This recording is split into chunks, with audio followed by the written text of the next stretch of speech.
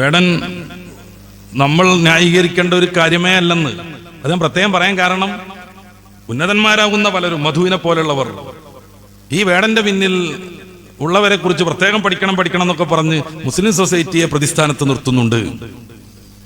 അതിനാരും മെനക്കെടണ്ട, അത്തരം ദിവാസ്വപ്നങ്ങളൊന്നും ആരും കാണണ്ട. മുസ്ലിം സൊസൈറ്റിക്ക് വേടൻ എന്ന് പറഞ്ഞാൽ ഈ ഇന്ത്യയിലുള്ള ഏത് സംഗതിയെ പോലെ ഒരു സംഭവം മാത്രമേ ഉള്ളൂ. അല്ലാതെ പ്രത്യേകം സപ്പോർട്ട് ചെയ്യേണ്ടതോ അദ്ദേഹത്തെ പ്രോത്സാഹിപ്പിക്കേണ്ടതോ രംഗത്തിറക്കേണ്ടതോ ആയ കാര്യമേ അല്ല. ഇത്രയൊക്കെ ആമുഖമായി പറഞ്ഞുകൊണ്ട് തന്നെ ഒരു കാര്യം പറയാതെ വയ്യ. അദ്ദേഹം മുന്നോട്ട് വെക്കുന്ന ഒരു രാഷ്ട്രീയമുണ്ട്, പുതിയ കാലത്ത് ഏറ്റവും പ്രസക്തമാണ്.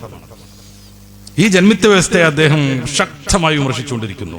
നല്ല ആശയമുള്ള വരികൾ കൊണ്ട് ഈ ജാതി ജന്മിത്വ വ്യവസ്ഥയെ അദ്ദേഹം ചോദ്യം ചെയ്തുകൊണ്ടിരിക്കുന്നു. നിങ്ങൾ ഉന്നത കുലജാതന്മാരും നിങ്ങൾ വലിയ ഉന്നതന്മാരും അല്ലെന്നും അങ്ങനെയാണെങ്കിൽ ഒരു ചുക്കില്ല എന്നും അദ്ദേഹത്തിന്റെ ഭാഷ ഞാൻ പ്രയോഗിക്കുന്നില്ല, അദ്ദേഹം പാടുന്നു. ഇത് പലരെയും അലോസരപ്പെടുത്തിക്കൊണ്ടിരിക്കുന്നു.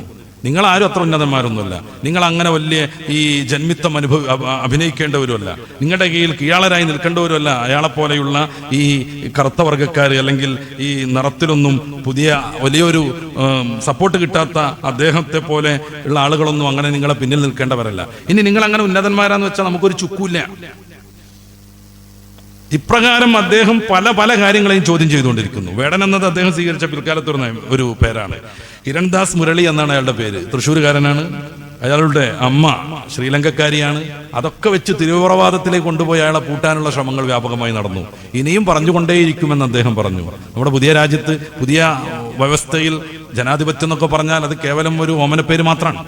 ഭരണാധികാരികളെ വിമർശിക്കാൻ പറ്റൂല, ശക്തമായ കേസ് വരും. ചില ആളുകൾക്കൊക്കെ 4 കൊല്ലം 5 കൊല്ലം മുന്നേ വേടം പാടിയത് ഇപ്പോൾ അവരുദ്ദേശിക്കുന്ന ഏതോ ഒരാളെ കുറിച്ചാണെന്ന് പറഞ്ഞിട്ട് കേസ് കൊടുക്കാൻ തോന്നുകയാണ്. അവരുദ്ദേശിക്കുന്ന ഏതോ ഒരാളെ കുറിച്ചാണെന്ന്. ലോകാകെ ഉലകം ചുറ്റുന്നു, പൈസ ഒക്കെ കളയുന്നു, ഒരു ഉപകാരമില്ലാത്ത ഭരണാധികാരി എന്നൊക്കെ പറയുന്നത് അവർക്ക് ഇങ്ങനെ തോന്നുകയാണ്. അത് നമ്മളാളെ പറ്റി തന്നെ ആണല്ലോ. എന്നിട്ട് 4 വർഷം കഴിഞ്ഞിട്ട് ഇപ്പൊ അവർക്ക് കേസ് കൊടുക്കാൻ തോന്നുകയാണ്.